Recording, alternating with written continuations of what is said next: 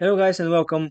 I did a super quick and nice web stream where I showcase how I set up my internal network, including a firewall, domain controller, and actually Active Directory. The whole idea was to set up the internal environment so that it can access external devices on my network, such as the laptop and the VMs on it. Now, the main idea of the stream was also to see if the stream is going to get lagged, is going to see so many kind of interruption as we did in the past. So it was not the case, and you can expect more and better content in the future. Thanks so much, and hope you enjoy. So what is going on here is I have set up my PFsense firewall, which acts as a firewall mimicking a real environment firewall on my network. So in order to showcase what the lab actually looks like or what I want to look like, I want to create a very simple Obsidian project like that, and let's do that here. So after I create it, I'm gonna go there and actually open the canvas, and in canvas we can pretty much draw a lot of stuff. So if you go to create new canvas, that's your playground, and here you can pretty much draw anything and actually chain anything to real nodes, which is super useful, which is super handy in taking notes during projects. And not only that, and it helps you being organized of where actually your notes are coming from, specific path you followed, and so on. For instance, I don't want to showcase that because it's going to be obviously cheating, but when you do lab, for example, cybernetics, APT labs from Hack the Box, shout out to the labs, they are quite nice. You can pretty much save each node here and then make a chain like what were your actions. For instance, from one of the hosts, I have moved from, let's say, service exploitation to another, then I performed resource-based customer delegation, then I created database, got user, got access to it, to something else, and using Canvas, it's super nice to visualize that. And when you, for example, want to take a look at your notes back at the moment and in some future time, you can just open the canvas and right off the bat see what were your actions, where did you came from, what did you do, and it's going to be super easy to navigate your notes when the time passes by. So the Canva is something that I super much enjoy and I use all the time. Yeah, so still I'm gonna be checking the chat in case someone is there and in case you guys want to actually confirm that it's running smooth, which I really hope. But in order to start, I'm gonna just create a new node, which the nodes are gonna be my hosts and machines and firewalls and gateways and so on. And inside the canvas, we can pretty much visualize and group them, which is gonna be super nice. So in that case, I'm gonna define my gateway. So this is going to be my router. This inside my network right there. So on the router, we have the IP address of 192.168.0.1. And now what I want to do is here, I'm going to click this button there. I'm going to choose which node to add. And in that case, is the router. So with control and scroll, you can scroll all a little bit down and up, so we can get a nice picture of the things, a better picture. And here I can pretty much actually, yeah, let's do it like that. So I have my gateway as a router. Then here I connected to my remote server, which I use for virtualization. The reason for that is because this server is resource heavy, which has like something like 64 gigs of RAM and a powerful processor like Ryzen 7, the new generation, and so on. And it can support many virtual machines, like 15 at max capacity, which is enough to host us a self network. Now here on the tabs of the PFSense, I can go to VM settings, and here I have two interfaces. Keep in mind that you can add interface from here or any other hardware component. The first address I want to add, I added actually, is the network adapter to be breached mode. What that's going to allow me to do is it's going to get IP address from the gateway here, and all other machines inside my network which you're going to add are going to communicate with the PFSense, and thus if the traffic is enabled, they're going to communicate with all the machines beside the PFSense, so which are under its network. Then on the second tab, we have network adapter 2, which is going to be a network adapter for the internal network. So all the machines inside the network of PFSense would use this adapter to connect to pretty much PFSense and then to the outgoing traffic, which in that case is my network. So when we're gonna write it down, the stream is running smooth. Yeah, thanks so much, man. Thanks so much. Then when we're gonna add machines there to this network, they're gonna connect to PFSense and then to my, let's say, Kali machine or any other machine. So we're gonna effectively mimic a real environment network there. So with that, if you want to set up interface on PFSense or set up an IP address, you can use the second option, which is the set interface IP address. Then you need to choose on which interface you want that to be set up. In that case, I want a 1, which is 1. And then I want to configure it on with DHCP. And what I did before is I've set up a static route for my PFSense MAC address. So as soon as the DHCP sees that MAC address, it's gonna give him this specific IP address, which is 0.5.0. And now it should effectively have access to external systems. And let's test it now. In order to test it, we can use the 7 to ping a remote host, or you can directly spawn a shell from where you can do things like curl. And now on my Kali VM, which is again breached, this is on my laptop where I'm streaming now. On the settings, this is now NAT, but we're gonna go over bridge. So when you go over bridge, you're gonna receive an IP address from your gateway, which in that case is the router. And then if I do ifconfig ETH0, we can see the wire connection now is deactivated and activated. If I run the command again, we can see my IP address is 0.157, which is on the same subnet with the PFSense. So in theory, we should be able to see each other. So I can do NC MVOP 80, and now from the PFSense machine, I can do curl HTTP 192.168.0.157, I believe. I'm so bad with memory, especially with the IP addresses. So 157, yeah, that's correct. If I run that, let's hope that, yeah, we can effectively see my machine. So now what we need to set up is actually machines inside the PFSense network to be able to do the same. So we can effectively mimic real life firewall. So in that case, we know that setup. Here on the LAN, I've set up my static IP address using the same menu, but you can choose any address you want. I've chosen 172.66.60, which is easy to remember IP address. Now, in order to test that, I'm gonna spawn 2 more machines. So for that case, I have my VM folder, and then I have the DLSec.local domain folder where all the VMs are there. And I'm gonna spawn a domain controller, which takes a lot of time to boot, but I guess should be enough for the stream. And now I'm gonna open a new virtual machine, which in that case would be, let's say, SQL01. That sounds nice. That's MS SQL Server, which I've set up, and I have videos about attacking MS SQL, so definitely check this one out if you wanna learn how to attack these databases. Alright. As mentioned, the DC should be super slow to load, but on the second hand, the SQL Server should be done in a moment, so we can test what's going on. And after that, we have the B-Box machine, which is just a vulnerable Linux server to a lot of web attacks, and not only, but mainly web attacks. And I have already connected that to the VMnet 19, which is pretty much the network of my PFSense. And if you want to see more about how that network functions, you can go over VM, edit, and then virtual network editor. So when you go there, you can see my networks. So we have a VMnet 19. I'm pausing the video just to say massive thanks to my Patreon sponsors. Appreciate your support so much. If you have further appreciation to my channel, don't hesitate to become a patron. We are gonna get added to special GitHub organization with a lot of project insight, including my Packer Shadowburn. Thanks so much, and moving on. Which is custom, and I have designed it to be over 172.60.60, which is the subnet itself. So that's why you see that IP address on the PFSense. And also I have manually set it up.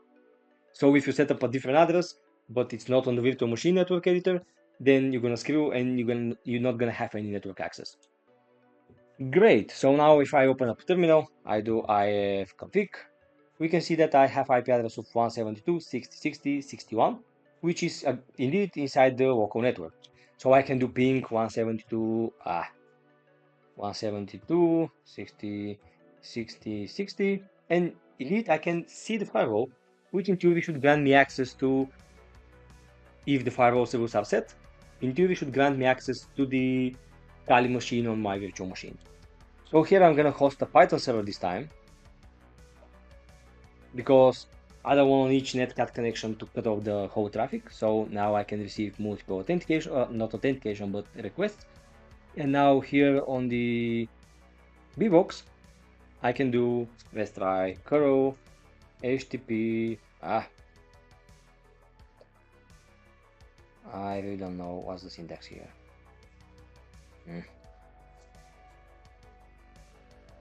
Why bbox has so strange keyboard? Like, I'm not sure, but we have to fix that. We have to fix that. Let's go to the layouts, add one. Let's go with English, of course, which is not here. All right, let's try to search it on the bottom. Come on. Yep, United Kingdom, maybe. Yeah, default at Turkey. Oh, all right, let's try again, guys. Down below, and now do United Kingdom. Yeah, okay, at. Now we don't need that, and we also don't need that. So now should be better. Yep, it is. Okay, good. Now 192, 168, 0157, and indeed we can see some kind of communication.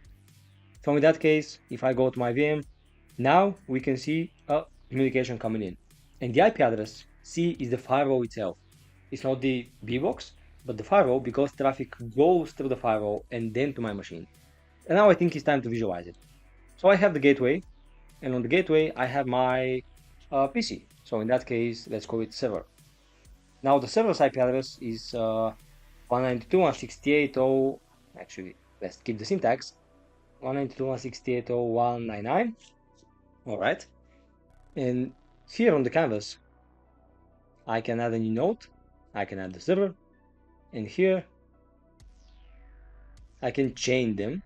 So this is our static DHCP. So it's a DHCP service, but I have defined a static MAC address for my server, so it always gets that IP of 199. So now here, I have set up my PFsense firewall. Actually, I'm gonna do a new node, PFsense. Now IP1 is 192.168.0.250. IP2 is actually 172.60.16.16. Now here, I can go with PFSense.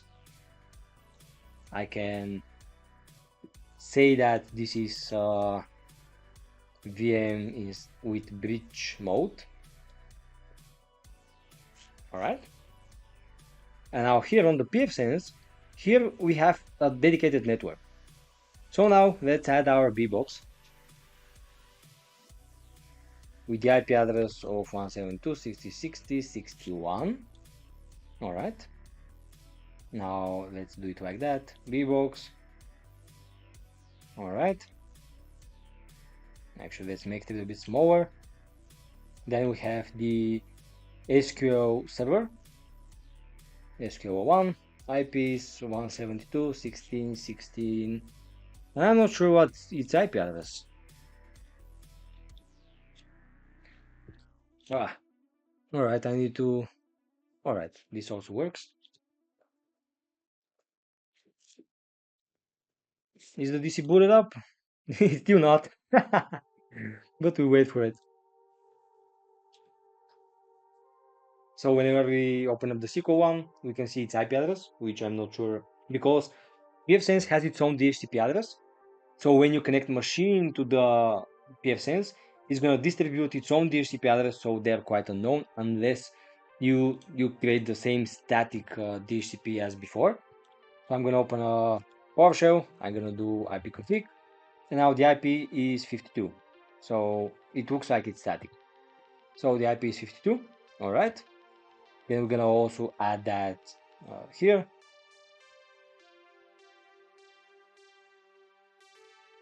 Like that. And now you may wonder, how did I set up the SQL machines IP address? And I strongly believe that's a statically assigned. So if you open control panel, like that, then you go to the network and internet, then sharing center, then click on the interface, then properties. Now you need some kind of administrative access. In that case, I'm going to use my domain admin. And then you go to IPv4. And here, as you can see, I've defined the static values for my DNS server, which in that case is the DC. And then I have a DNS server for the second DNS server for the PFSense itself. So the whole IP address is obtained using DHCP from the PFSense firewall, and later we're going to move on to the PFSense itself, and I'm going to showcase how I've set up these rules. At least I didn't touch it for a while, so don't blame me if I if I need some time to get it to work. But the point is that I have DHCP for all the machines, and I have defined a static DHCP on the PFSense for my VMs. Good, and then we have the DC, which we already saw its IP address, so I'm gonna add a new one. So here, DC01, IP 172.60.60.50, and then again, add them to the canvas. So DC01, here, let's do it like that, and like that. Let's make a nice group. And now what we can do with Obsidian, that's super nice. We can do like that, mark them, and then group them like with this button here. And we can call that eosec.local because that's effectively my domain. And we can even change the color of it. So I can go over, I'm not sure what that is, most likely some new Obsidian update, but I can go with, let's say, green, because I like green. Alright, so here we can move the whole group, we can exclude items, but all of them stick together by using this group there, which is super nice. Now, the next part of my current configuration is that I have a laptop, which from where I'm streaming now. So here, this is a completely different machine, and I'm gonna add it now. So here, let's call it laptop. IP is, I'm not sure what the IP address, so I can do PowerShell, I can do ipconfig, and this is not important. It's getting its address from DHCP on the gateway, and it's not static, so each time can be different, but that's not a problem at all. So I can add the laptop here, like that. And now here we have non-static DHCP, just the HTTP. So as you can see, we have two physical machines, the laptop and the server, and of course the gateway. And from the server, we have a lot of VMs, which they have own dedicated network. In that case, the PFSense and 3 machines. I have more, but it's enough to test with these 3. And now on the laptop, I have a Kali VM. In that case, its IP is, I again forgot it. In that case, it's that. And then here, I can add not from Vault, Kali VM. And in that case, this VM is effectively breached. Or actually, let's do the same syntax. Alright, like that. And now the main idea, which we actually have, is machines from the eosec.local to be able to communicate with the Kali VM itself, which in that case is possible. So when that thing is possible, now you can set up more advanced lab. You can include city frameworks. You can now get beacons from these machines. And since the connection is reversed, it's gonna follow this path. So first, let's say I have a, actually let's show that. Why don't we just show that? So on the Kali, I don't have any C2 right now, at least I believe. Nope, not a single C2. But we can use maybe Metasploit. Maybe. I'm not sure. We can try with Metasploit. So I'm gonna go to my desktop and pretty much here do sudo msf venom payload to be Windows x64 meterpreter stageless reverse TCP, air host to be th0, airport to be 4444, why not? The format to be exe and the output file to be msf.exe. Now on the next tab, I'm gonna host the Metasploit listener, so I'm gonna do sudo msf console. Now the MSF file is ready.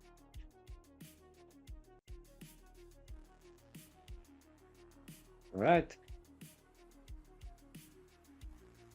come on.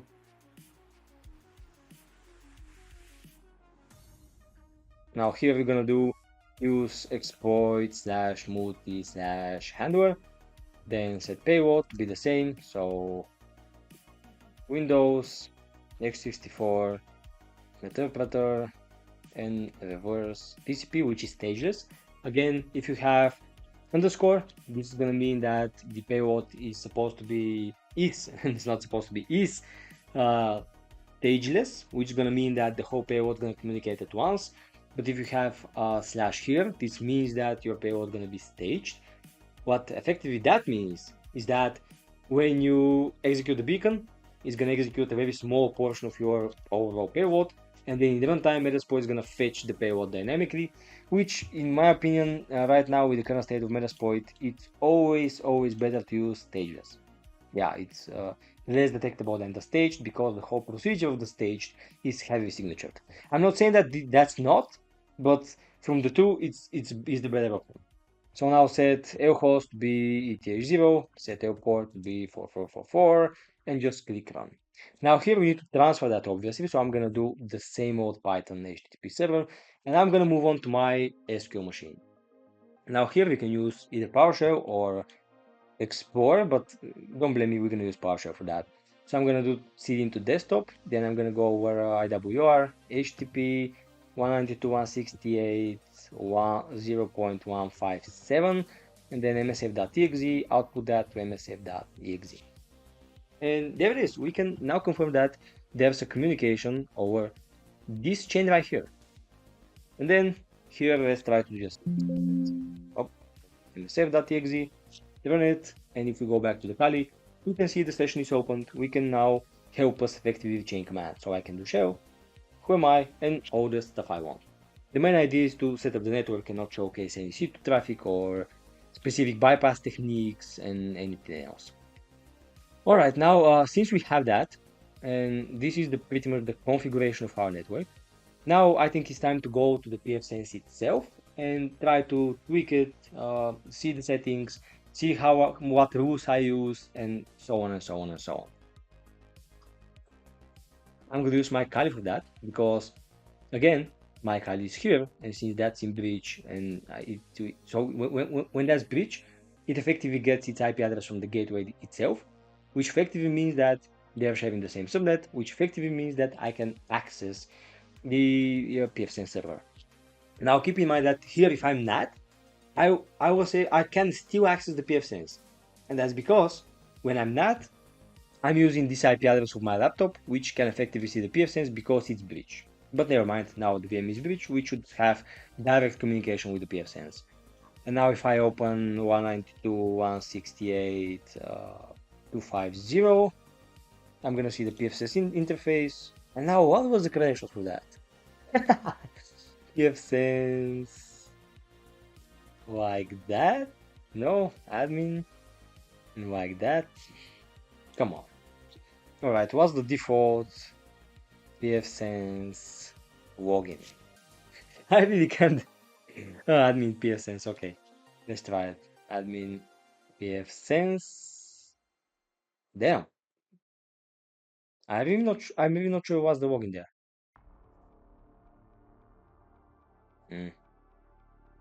Maybe try.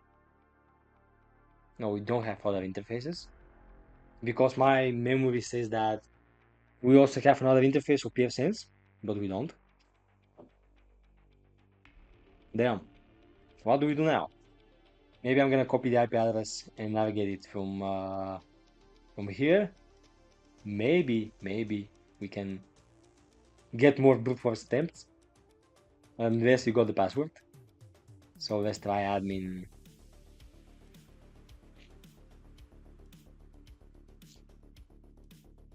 Yes, please. Right. Admin. Still wrong. Admin.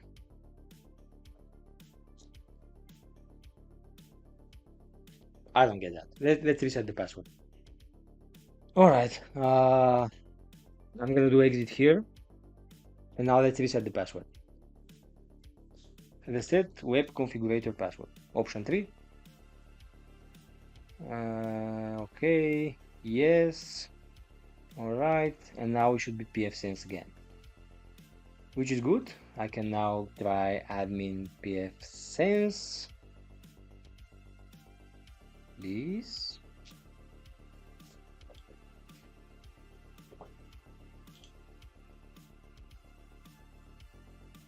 Come on. I'm gonna try it from here also. Actually, from the B box. We didn't test it there. Okay, let's try admin PFSense. Oh, there it is. Alright, so we've set it up. Now we need to wait for the client to actually be unblocked from the traffic. We can try opening that with incognito mode to clear all the cookies and all the cache. And as you can see, after 3 attempts, we effectively blocked the temporary, of course, the access from our current machine. And now we have to use the PFSense itself to operate with that. The bbox, sorry, but never mind, it's still something. So here we have the admin account password set to the default value. Of course, we have to change that. And now I'm gonna change it to something that I think I'm gonna remember in the future. Yeah, so we can go to save. That's it. Nice. Now inside the system, let's see the configurations of my PFSense. But bbox is so bad. It's so bad. The UI of the browser, the whole browser is so old that it cannot literally render what's going on here. So maybe we can try again. All right, admin, type the new password, please work. All right, it works. Now I'm inside the PFSense.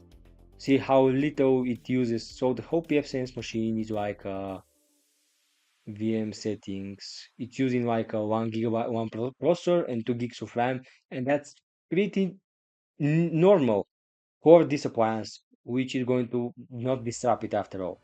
So 1 processor, 2 gigs of RAM is quite enough for this kind of machine. Now these are my interfaces. I've set up one to be one, which is going to be the external IP address, the external interface, sorry. And then we have the LAN, which is going to be the local one. So on the interfaces, we can tweak their settings. Now, as you can see, my settings for the IPv4 is DHCP, and then, so you can imagine that. Here I have DHCP on the IP1, and on the gateway, I have set up a static for that MAC address, which means that each time, even though it's using DHCP, gateway is gonna give him that address. So this option is from the gateway. All right, then the other things are pretty normal, so I didn't touch anything else. But if we go to the LAN, I can see here this static IPv4. Now on that page, here we define the range, so that's 606060 is my IP address /24, and keep in mind that this address must be the same as the one you configured from the virtual machine network editor. And pretty much that's about it. Now inside the firewalls, we have some rules. Now on the outbound, we have the mode automatically outbound natural generation, and also we have these two automatic rules, which is going to allow, actually, let me see, that's my IP address. All right, they're quite normal. They are there by default. And I'm sure that I've somewhere set up the outgoing traffic, but looks like that's not the case. So maybe rules. Oh yeah, so what I've did so far here is I've set up some rules for external communication. So if you see on the one rules, that's the external rules, I have forwarded the port 8080 to the bbox machine. Now that's obviously not the case because the bbox IP address is different, but in a nutshell, what that rule is gonna do, this is gonna allow the port 8080 on the bbox, which is its effectively the formal IP address, to be forwarded. So in that case, when you nmap the firewall, you're gonna see the 8080 is there. And also I've done the same for the RDP, for the domain controller. Actually, there's a description for the rule, and I'm not sure why I did that. It's generally not a good thing to do, but it was most likely due to some kind of a stream or testing purpose. I'm not sure. But pretty much that's the whole idea and settings of the root. We have the action to be passed, we have the interface, and pretty much we have the port. So from other to 8080 and so on. All right, now on the LAN, this is the rule I was wondering about. So here, this pretty standard table, I can say. We have the protocol, we have the source, we have destination. In that case, we allow one net. Oh, sorry. All right, to one net, which I believe don't make any sense. I'm not sure why that's here, to be honest. Yeah, never mind. But the second rule is more important. Actually, that's, as you can see, it's not a valid one because we don't have any traffic after all. But this rule here is where the magic happens. So I've allowed anything to anywhere. So all the source is allowed to all destination, which effectively mean that all of the internal WAN interface is allowed to W1, which means that these machines can access anything external to them. Now, if this rule is not present, this one specific there, if that's blocked or disabled, now the machines would not be able to see or navigate the other machines outside of their network. So that's where the magic actually happening. We can go over different settings, but I believe that's all about it. We don't use VPN. Maybe on the DHCP server I can show you how I configure the static leases. So this is the range we define firewall to give IP addresses from. Yep, and pretty much that's the range from 100 to 245, and all the IPs which are below that, I guess they should have their own static IP there. But where is that? Let's try to find it. And there it is. So we have these static DHCP addresses. So these are the virtual MAC addresses for my machines. These for the DC01, DC02, and so on. And the machines that I need the static connections are set up here. So in that case, we have the B box have its own static address, which is 62. And as you can see from this setting, the IP addresses are automatically set up to that exact values. So how that works is you set up a MAC address, the host name is optional, but whenever the PFsense sees that exact MAC address, which is unique and it can be spoofed, but it's unique over the network, it's gonna assign that specific IP address to it and nothing more. So that's why when you go to the B box, you can see pretty much the same IP address. With that, pretty much our environment looks like that. And now from the Kali, I can use it for further demos like getting C2 beacons, transferring files, and so on. And pretty much I can host a whole domain here, which I have. I can bring more machines. I can connect these machines to my Kali and then operate from there using C2 frameworks or anything other tunnel to the networks, which I'm gonna again showcase to some videos and some streams. So we're gonna have a pretty nice content in the future. Yeah. So that was about it. I'm thinking of now stopping the stream. So I appreciate you watching. I appreciate your feedback for saying that it's actually all right and it's working pretty nice. And I'm gonna see you in the videos or in the future streams. Thanks so much and bye.